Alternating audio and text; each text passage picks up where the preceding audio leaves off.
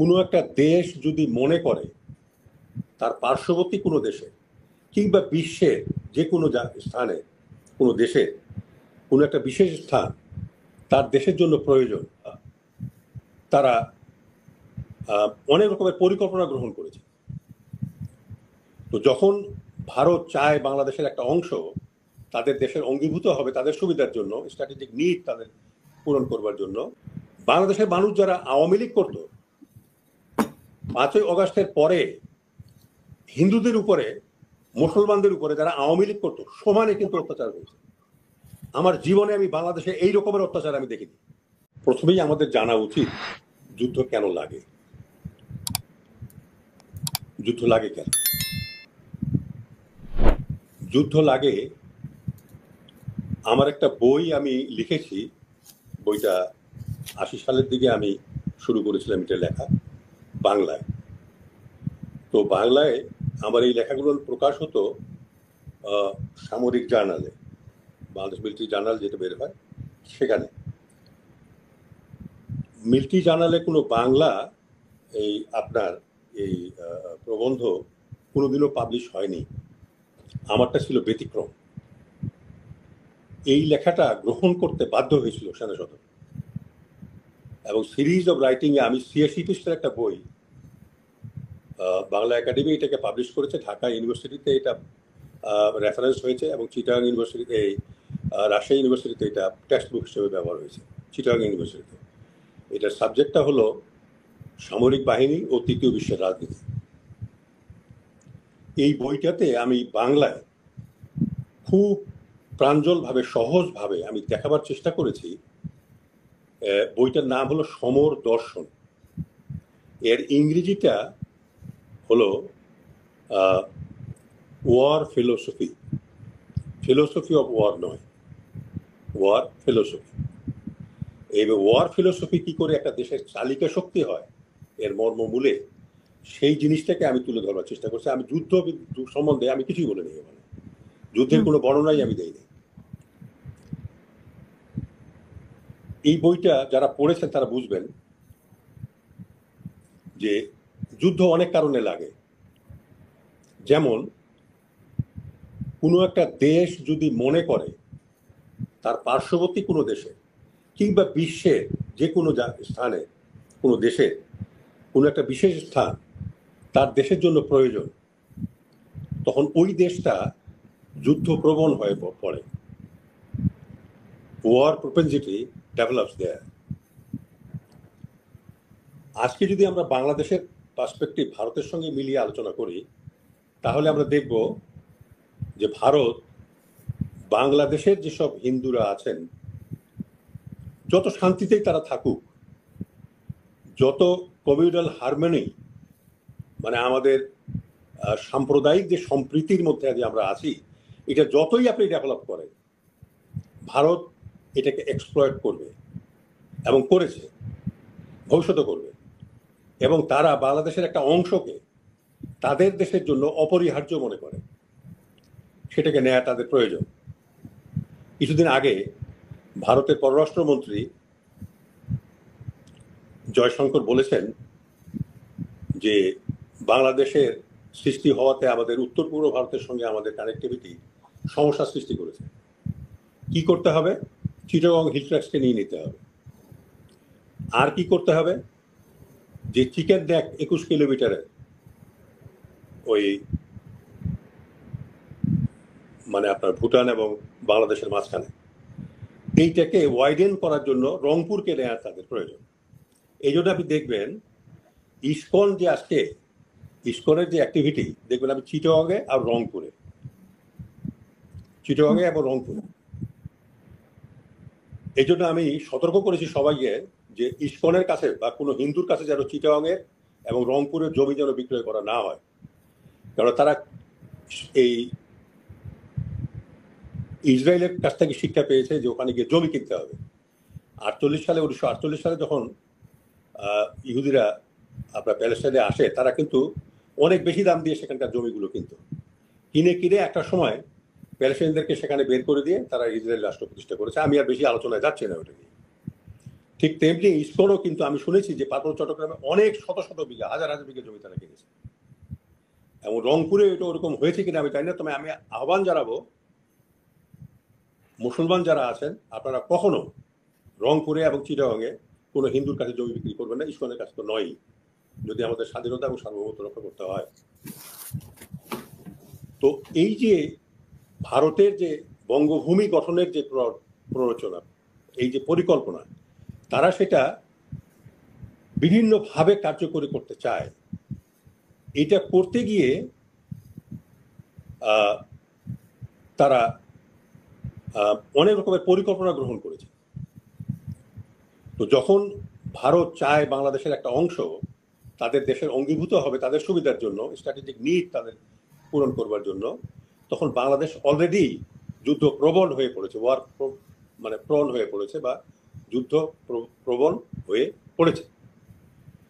কাজে যখন কোনো দেশ যুদ্ধপ্রবণ হয়, তাকে রক্ষা করবার জন্য সে দেশের ব্যালেন্সিং ফোর্স হলো সশস্ত্র বাহিনী, সামরিক বাহিনী। সামরিক বাহিনী যদি খুব আপনার শক্তিশালী হয়, তাহলে সে দেশ স্বাধীনতা সার্বভৌমত্ব রক্ষা পায়। এখানেই প্রয়োজন হলো সামরিক বাহিনী। অন্য কোনো বাহিনী দিয়ে এই ব্যালেন্সিং এর কাজ হবে না।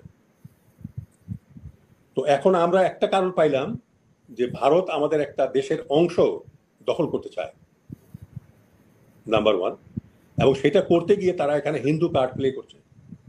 যদিও বিশ্ব জানে, আমরা জানি, আমাদের এখানকার হিন্দু ভাই বোন যারা আছে তারা জানে যে এখানে হিন্দুদের উপরে কোনো অত্যাচার বা কোনো রকম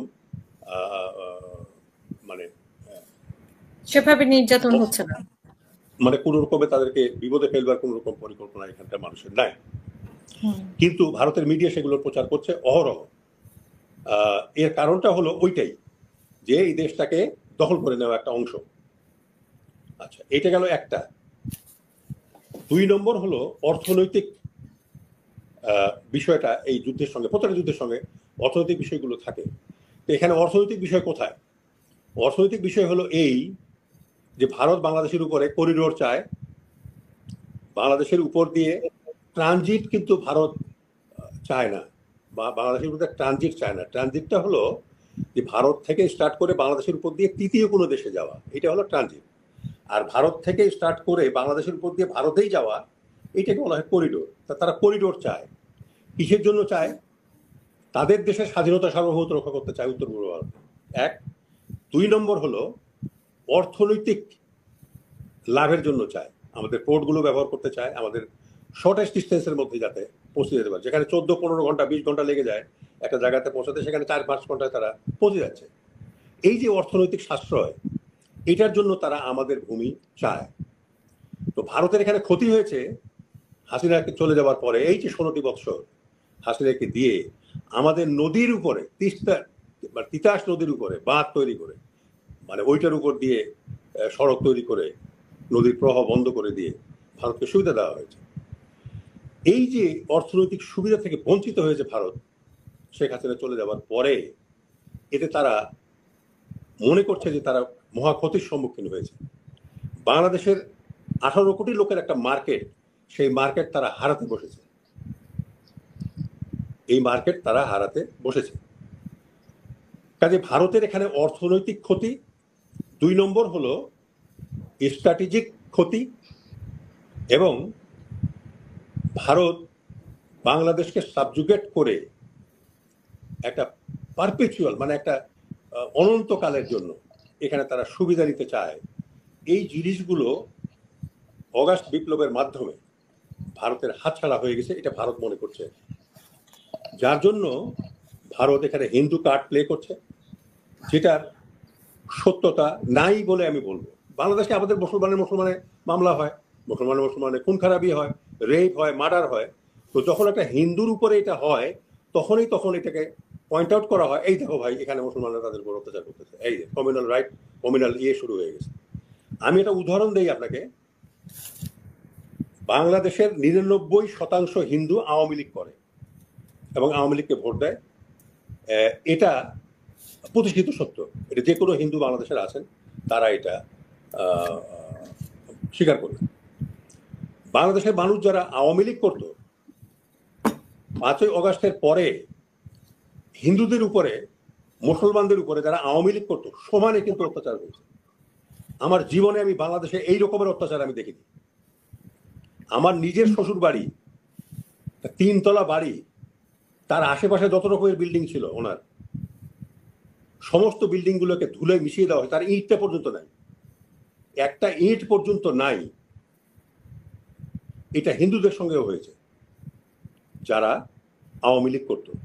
ভারত এটাকে বলা শুরু করলো যে হিন্দুদের উপরে অত্যাচার হচ্ছে, কিন্তু ওটা বলা না যে কেন হচ্ছে। প্রথম আলো খবর বের করলো যে হিন্দুদের 1000 কতগুলো কেস যেন হয়েছে, যে 5ই অগাস্টের পরে 1000-এর মতো কেস হয়েছে, হিন্দুদের উপরে অত্যাচার হয়েছে, কিন্তু বলে নাই যে কেন কেন হচ্ছে। আমি সেই আলোচনায় ছিলাম, আমি আমার যে হিন্দু কাউন্টারপার্ট ছিলেন তাকে আমি প্রশ্ন করছি, ভাই বলেন কেন আক্রমণটা হলো। না উনি ওটা বলবেন না, বলে যে ওইটা আক্রমণ হয়েছে। আমি বলছি আক্রমণ হয়েছে, এটা মুসলমানদের উপরে যেমন হয়েছে হিন্দুদের উপরে তেমনি হয়েছে। বিকজ এটা আওয়ামী লীগ যারা করে, হিন্দু মুসলমানের এখানে বাদ বিচার কোনো নেই। যে আওয়ামী লীগ করে তারই বাড়ি ঘর, তাদের ব্যবসা প্রতিষ্ঠান ভাঙচুর হয়েছে। এখন এইটা ভারত প্লে করতেছে যে তাদের অর্থনৈতিক ক্ষতি হয়েছে, স্ট্র্যাটেজিক ক্ষতি হয়েছে, বাংলাদেশকে সাবজুগেট করে, অবদমিত করে একটা অনন্তকালের যে সুবিধা, সেই সুবিধাটা থেকে তারা বঞ্চিত হয়েছে।